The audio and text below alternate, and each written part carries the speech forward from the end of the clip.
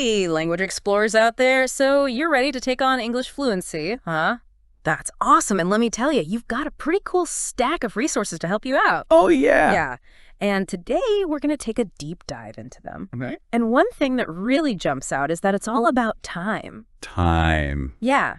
Using it wisely. Ah. Which I guess is kind of ironic when you think about it. How so? Well, we're trying to master a language about time. Right. By mastering our own time. Uh-huh. I like it. Yeah, that's good. So get ready for some seriously cool tips. Okay. We're talking about things like turning your commute into study time. Oh, nice. And breaking down those big, intimidating goals into totally doable wins. I love it. So let's get into it. Right. One of the biggest takeaways from these resources is that time management is like the secret weapon for language learning. Yeah, it's not just about cramming more in. No, not at all. It's about making each moment count. Exactly. And you know what? That actually makes a lot of sense when you think about how our brains learn languages. Oh, absolutely. It's like those spaced repetition apps. Mm-hmm. Little doses over time work way better than like one giant study session. Right. And one of the sources you've got, Time Management for English Learners, really dives deep into that idea. Oh, yeah. Stressing that consistency is key. Consistent. Is key for unlocking fluency. It's not just about finding more time, but maximizing the time you already have. Exactly. So, okay, let's talk about making a plan. Right. Because the source is all about setting smart goals. Smart goals. Now, I know you've probably heard of this acronym before. Oh, yeah. But we're not just going to define it. Okay. We're going to go deeper. Right. We're going to see how to make SMART goals actually work for language learning. Makes sense. Because it's easy to fall into some traps. What kind of traps? Well, like setting goals that are way too broad. Ah, yeah, like improve my English. Exactly. It sounds great, but where do you even begin? Right. It's too vague. The source uses this great example of learn 50 business words in 2 weeks. Okay. It's specific, it's measurable, Yeah. all that good stuff. Mm-hmm. But how can we make this even more powerful for different language skills? Well, for speaking, for example, yeah. I always encourage learners to think about situations, Okay. not just words. Interesting. So instead of 50 business words, it might be, I want to confidently order coffee and make small talk at a cafe in English. Oh, I love that. Right? It's so much more targeted Mhm. and honestly way less intimidating than memorizing a bunch of random words. Exactly. So we've got our SMART goals, Okay. but then comes the actual doing. Right, the hard part. And the source talks about this thing called time blocking, Oh, yeah, time blocking. which honestly sounded kind of intense to me at first. Oh, yeah. Yeah, like, do I need a color-coded calendar and a military schedule? Haha, no, no, no. Okay, good. It doesn't have to be that rigid. Okay. Think of it more as like a gentle guide for your day, Okay, a gentle guide. not a dictator. I like that. So the beauty of time blocking, Yeah. and the source highlights this, is that it helps you overcome decision fatigue. What's decision fatigue? Well, it's that feeling of being overwhelmed by all the choices you have to make. Oh, yeah, I know that feeling. Right. So instead of constantly wondering when you'll study, Yeah. you already have it planned. Oh, that makes sense. Yeah. But how does someone with like a crazy schedule actually make time blocking work? Well, I mean, life can be unpredictable. oh, absolutely. Right. So flexibility is key. Okay. You're not etching this in stone. Right. Start by identifying your non-negotiables. Okay. Things like work, Yeah. sleep, family time. Of course. And then look for those open pockets in your schedule, Okay. even if they're just like 15 minutes here and there. Yeah, those little pockets, Okay. or what the source calls small pockets of time, Hmm. and they can be like gold mines for language learning. Absolutely. Yeah. Think about it. Waiting for a friend, Yep. standing in line, Yeah. even those few minutes before a meeting starts. I never thought of that. Right. Yeah, that's a good one. Those are all opportunities to squeeze in a little bit of English. But we need to go beyond just listening to podcasts during our commute, That's right? for sure. There's got to be more. Think about those times when your hands are busy, Okay. but your mind is free, Okay. like folding laundry, Yeah. washing dishes. Oh, yeah. That's prime time for passive learning. Like. Listening to an audiobook Oh, yeah. or a podcast, Okay. even if it's just in the background. I can do that. Right. Yeah. You're still absorbing the sounds and rhythms of the language. You know what? I've even started putting on English cooking shows while I make dinner. Oh, that's It brilliant. feels a bit sneaky, like I'm getting away with something. Yeah. But it's actually exposing me to a ton of useful vocabulary. Exactly. It's about creatively weaving English into your existing routines. Oh, so true. Now, I have a confession to make. Oh. Sometimes, even with the best time blocking and smart goals, I find myself procrastinating. Haha. The dreaded procrastination. Suddenly that laundry looks way more interesting than studying irregular verbs. We've all been there. Seriously. But the source reframes procrastination in a really helpful way. Okay, how so? Well, often it's not laziness, Okay.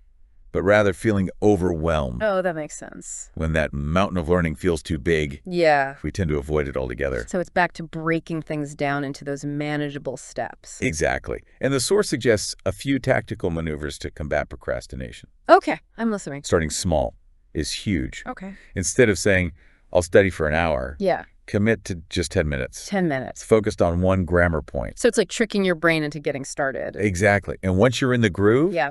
those 10 minutes often turn into 20 or even 30. Oh, that's a good trick. Right. And don't underestimate the power of setting deadlines. Oh, deadlines are crucial for me. Even if it's just for yourself. Yeah. It creates a sense of accountability. Totally.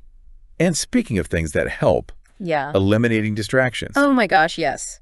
You're fun My phone is my biggest enemy. When I'm trying to study, Right. putting it on airplane mode or using an app that blocks those tempting websites has been a lifesaver. Those are fantastic tactics Yeah. from the source. Yeah. It's about becoming the architect of your learning environment, Okay. designing it for success. I like that. Yeah.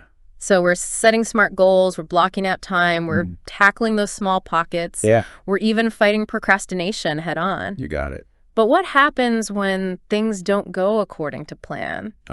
Good question. Because let's be honest, life happens. Right. Yeah. Things come up. Exactly. So that's where the source's emphasis on review and adjustment comes It's in. like review and adjustment. Yeah, it's about understanding that language learning isn't this perfectly straight line. Okay. There will be detours, there will be roadblocks. Yeah. And even moments where you need to change your route completely. I've definitely been there. Right. Yeah. But the key is to not get discouraged. Okay. And the source really emphasizes this. What? The importance of celebrating those wins along the way. Oh, yeah. Celebrating wins. Even if it's just mastering a new grammar rule. Okay. Or having a short conversation without feeling completely lost. I love those moments. Right. Yeah. It's like a little victory dance. Totally. And I think it's important to add a layer of self-compassion here. Self-compassion. Yeah, we're all human. Right. We'll make mistakes. We'll have setbacks. Of course. And that's okay. That's a good point. It's all part of the journey. So it's not about beating ourselves up when things don't go perfectly. Exactly. It's about learning from those experiences Okay. and adapting our approach. Remember, language learning is a marathon, not a sprint. Oh, that's such a good reminder. Yeah. It's so easy to get caught up in the pressure of wanting to be fluent, like right now. I know, right? Yeah. But we're playing the long game here. The long game. Exactly. And that brings us back to the idea of review and adjustment. Okay. So often we focus on pushing forward Yeah. that we forget to look back and acknowledge how far we've come. I am so guilty of that. Right. I'm always thinking about the next goal, the next milestone.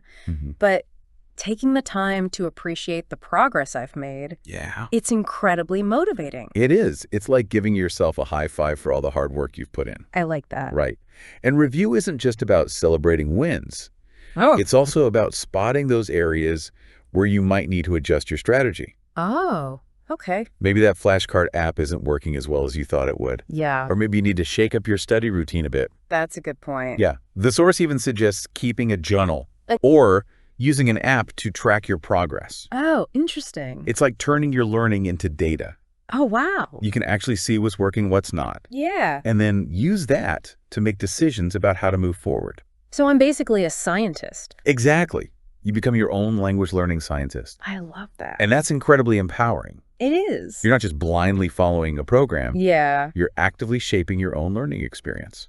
I like that a lot. Yeah. So, okay, we've covered a lot of ground here. We have. From setting smart goals to time blocking, Yep. maximizing those little pockets of time, combating procrastination, and the importance of review and adjustment. Yeah. I think it's clear that effectively managing our time Yeah, is the foundation for success in language learning. absolutely. But there's one final point I want to leave you with. Okay. Instead of viewing time as an obstacle, what if we reframed it as our most valuable ally Our ally. in this adventure. Oh, I love that. Right. It's a total mindset shift. Exactly. Instead of, I don't have time, Yeah. it's how can I make time? Right. Or how can I use my time more effectively? Exactly. It's about recognizing the power we have to shape our own learning journey. I love that. Yeah. And on that note, we'll wrap up part 1 of our deep dive into conquering time to conquer English. Right? Don't go anywhere, because in part 2, Yes. we'll uncover even more surprising and actionable tips Oh, yeah. from these amazing resources. Oh, yeah. See you soon. See you then. Welcome back, language learners. We're diving even deeper into those resources all about conquering time so you can conquer English fluency. Yeah. And in the last part, Mm-hmm. we talked about a lot of practical strategies like time blocking, Yeah. setting smart goals. Right. But in prepping for this deep dive, Yeah. I noticed this big theme running through everything. Oh, really? Yeah, almost like a secret ingredient. Oh, interesting. I'm intrigued. What is it? Mindset. Mindset. Yeah, your sources really emphasize that it's not just about techniques, Okay. but also about cultivating the right mental approach to learning. Oh, that makes sense.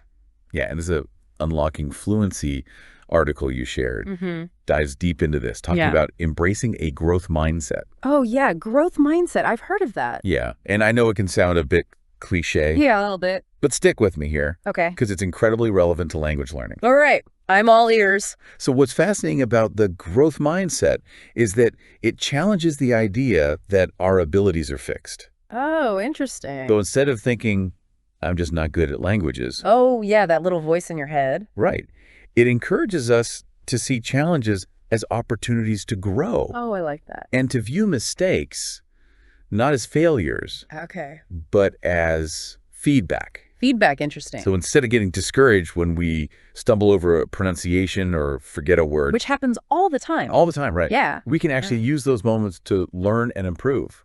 Oh, that's a good way to look at it. Yeah, it's about embracing the messiness of language learning. The messiness. Yeah, because let's face it, it's not always pretty, No, it's not. but that's okay. All right, so we've got the growth mindset. Okay. We're embracing the messiness. Yep. But what about self-compassion? Oh, that's a huge one. Yeah, Learning a new language can be tough, it can. and it's easy to be hard on ourselves Oh, yeah. when we don't progress as quickly as we'd like. Oh, tell me about it. Right. That inner critic can be brutal. Oh, can be a real fluency killer. You know that voice that says you're not good enough or you'll never be fluent? Oh, yeah, we all have that voice. Oh, it's the worst. But the good news is Yeah. your sources encourage us to silence that negative voice Okay. and treat ourselves with the same kindness and understanding that we would offer to a friend. To a friend. Yeah, imagine if we were cheering on our friends every time they learned a new word or had a successful conversation in English. Oh, that's a good point. Right, Yeah, we need to be our own biggest cheerleaders. exactly. So the next time you find yourself getting frustrated or feeling discouraged, Okay. try tapping into that same sense of kindness and understanding that you would offer to someone you care about. I like that a lot. Yeah. Okay, so we've got the growth mindset. We're practicing self-compassion. Yes. But what about the actual learning process? Good question. What specific strategies do these sources recommend for making the most of our study time? Well, one that really stands out is the idea of active learning. Active learning. And your Fluent in 3 months source goes deep on this, Okay. emphasizing that it's not enough to just passively absorb information. Right. We need to actively engage with the language. Okay, so what does that actually look like? Well, it could mean Yeah. speaking with native speakers, Okay. writing in a journal, Mm-hmm. even teaching what you've learned to someone else. Oh, teaching. I like that. Right. It forces you to really think about the material. I remember when I was learning Spanish. Yeah. I volunteered to tutor a friend who was starting out, Oh, nice. and it forced me to think about the grammar rules in a whole new way. Exactly. And your Fluent in 3 months source takes this a step further, advocating for what's called deliberate practice. Deliberate practice. It's about focusing on specific areas where you need to improve Okay. and pushing yourself beyond your comfort zone. So instead of just mindlessly going through a stack of flashcards, Right? I might focus on a particular grammar structure that I'm struggling with, Yeah. or challenge myself to have a conversation about a topic that I normally avoid in English. Exactly. It's about being intentional with your practice Intentional. Okay. and consistently pushing yourself to improve. That makes a lot of sense. And this actually connects back to what we talked about earlier. What's that? Setting smart goals. Oh, right. By having those specific, measurable goals, we can actually create a roadmap for our deliberate practice. Oh, I like that. A roadmap. You know exactly what we need to work on. And how we're going to track our progress. That's really helpful. Right. Yeah. And speaking of progress, Okay. this Motivation Secrets article you shared Yeah. is packed with great tips for keeping that language learning fire burning bright. Motivation, that's a big one. It is. It can be so fickle. Yeah. Some days you're super pumped to study, Right. and other days it feels like pulling teeth. Ugh. I know exactly what you mean. Right. But what's so insightful about this source Yeah. is that it recognizes that motivation isn't something we just have or don't have. Okay. It's something we can cultivate and nurture. Oh, that's good to know. Yeah. And one of the most powerful ways to do that Okay, no.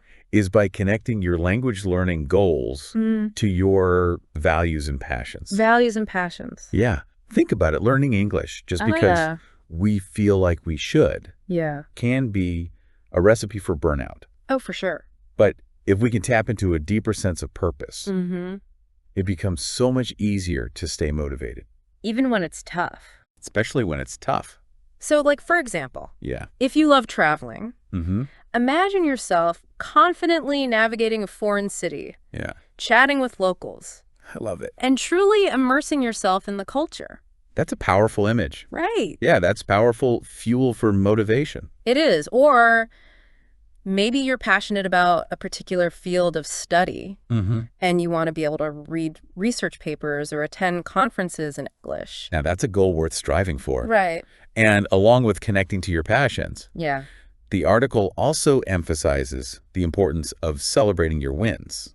Celebrating wins, we talked about that earlier. We did, but it's worth repeating Sure. because it's so easy to get caught up in the pursuit of fluency that we forget to acknowledge and appreciate the progress we're making along the way. It's like we're always looking ahead to the next milestone Right. instead of appreciating where we are right now. Exactly. And celebrating our wins doesn't have to be a big production. Oh. It could be as simple as treating yourself to your favorite coffee, Oh, I like that one. watching a movie in English without subtitles, Okay. or just taking a moment to reflect on how much you've already learned. Those little moments of celebration can be so powerful. They are. They remind us that we're actually making progress. Yeah. And they give us the fuel to keep going. It's like giving yourself a pat on the back and saying, hey, good job. Keep up the great work. I love that. Right. Okay, so we've talked about mindset, active learning, Yeah. deliberate practice, cultivating motivation. Right. But there's one final piece of the puzzle that these sources all touch on. Oh, and what's that? Community. Community. Ah, yes. You're right. The language learning community's research paper you shared Yes. really dives deep into this. It does. Exploring all the benefits of connecting with other learners and native speakers. And you know what? When I first started learning English, Yeah. I felt really isolated. Oh. I was studying on my own, and it was tough to stay motivated. Yeah, I can imagine. But once I started connecting with other learners, Yeah. everything changed. Oh, wow. It was like I had this whole support system cheering me on. That's awesome. So what's fascinating about language learning communities is that they offer this amazing sense of belonging Okay. and shared purpose. Shared purpose. I like that. We can learn from each other's experiences, Yeah. share resources, practice together, Yeah. and celebrate our successes together. So it's not just about connecting with other learners, right? Right. The research also highlights the importance of interacting with native speakers. Oh, native speakers, of course. Yeah.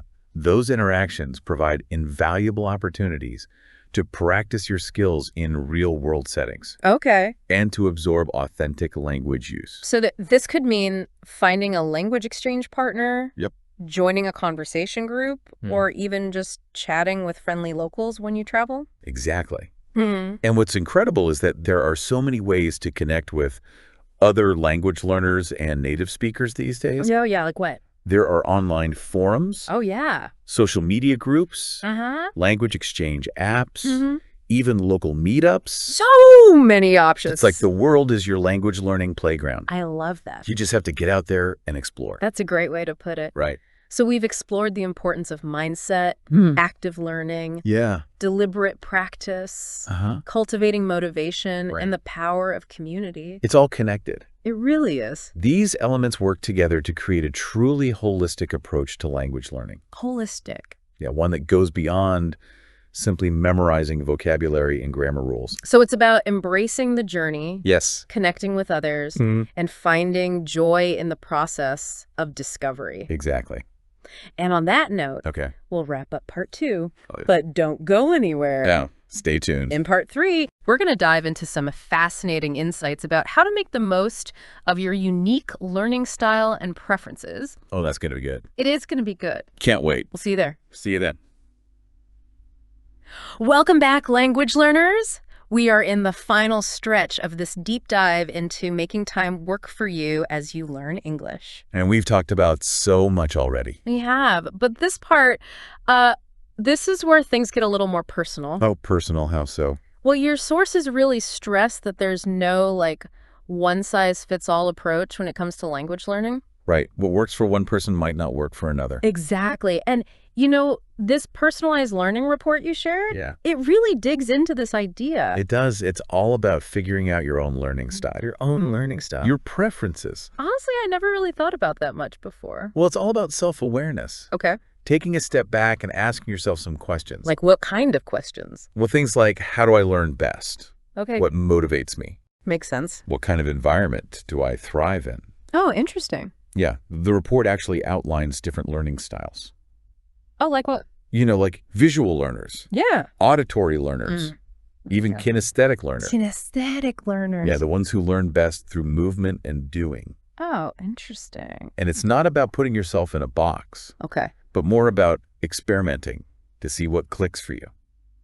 So, for example. If you're a visual learner, you might find that flashcards, okay, mind maps, or even watching videos with subtitles help you grasp concepts more easily. Makes sense. And if you're more of an auditory learner, maybe podcasts, audiobooks, or even just listening to music in English are your jam. And then there are the kinesthetic learners. So they're the ones who learn best through movement and doing. Exactly. So for them, things like role-playing, acting out dialogues, or even using gestures while speaking can be really effective. Exactly.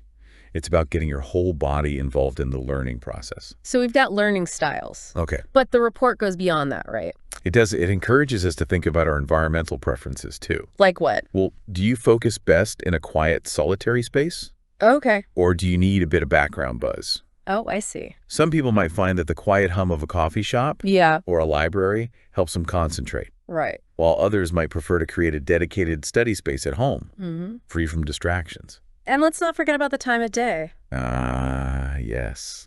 Are you a morning person? Yeah. Ready to hit the books at the crack of dawn? Huh? Or are you a night owl? Okay. Burning the midnight oil? I am definitely a morning person. Okay. My brain is definitely most receptive before, the chaos of the day sets in. I hear you on that one. The report actually says that these preferences and needs, they might change over time. Oh, absolutely. What worked for you a year ago might not work for you now. Right. It's all about staying flexible and continually assessing your approach. It's like we become these language learning scientists. I'd love that analogy. Constantly experimenting and fine-tuning our methods. Yeah, and speaking of science, Okay. the report dives into something that's totally transforming the way we learn languages these days. Oh, what's that? Technology. Technology? Oh, of course. There are so many apps and resources out there. It's incredible. Think about it. Okay. Apps that offer tailored lessons based on your level and interests. Right. Spaced repetition software that makes vocabulary stick like glue. Oh, yeah.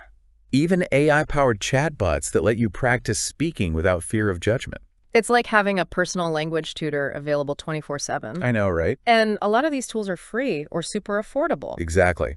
Technology has really made language learning accessible to everyone. Yeah, it's amazing. So no matter your learning style, your budget, or your time constraints, there's a tool out there that can help you on your journey. But here's the thing. What's that? And this is something that all your sources really emphasize. Yep. Language learning shouldn't feel like a chore. Oh, no, definitely not. It should be an adventure. Yeah. A journey of discovery. I love that. And this Joy of Learning article you shared, it's all about this. It encourages us to find ways to make language learning fun and engaging. And that was different for everyone, right? Oh, absolutely. Some people might find joy in curling up with a good book in English, Okay. while others might get a kick out of watching movies or belting out their favorite English tunes. Some might love the challenge of conquering a tricky grammar concept. Yeah. While others might thrive on the social interaction of a language exchange or a conversation group. The point is, find what sparks your interest. Yes. And weave those elements into your learning routine. Because let's be real, when we enjoy the process, Yeah. we're way more likely to stick with it. Yep. So true. It's like anything else in life if it's not fun. It's easy to let it slide. Exactly. So as we wrap up this deep dive, Okay. I think the biggest takeaway for me is that conquering time to conquer English, it's not just about calendars and to-do lists. Right. It's about mindset, Yes. personalized strategies, and most importantly, finding joy in the process. Couldn't have said it better myself. Go out there, explore, Experiment. and most importantly, have fun on your language learning journey. Exactly. Make it your own. And that's a wrap on our deep dive. We hope you enjoyed it and feel inspired to make time your ally in the quest for English fluency. Happy learning, everyone.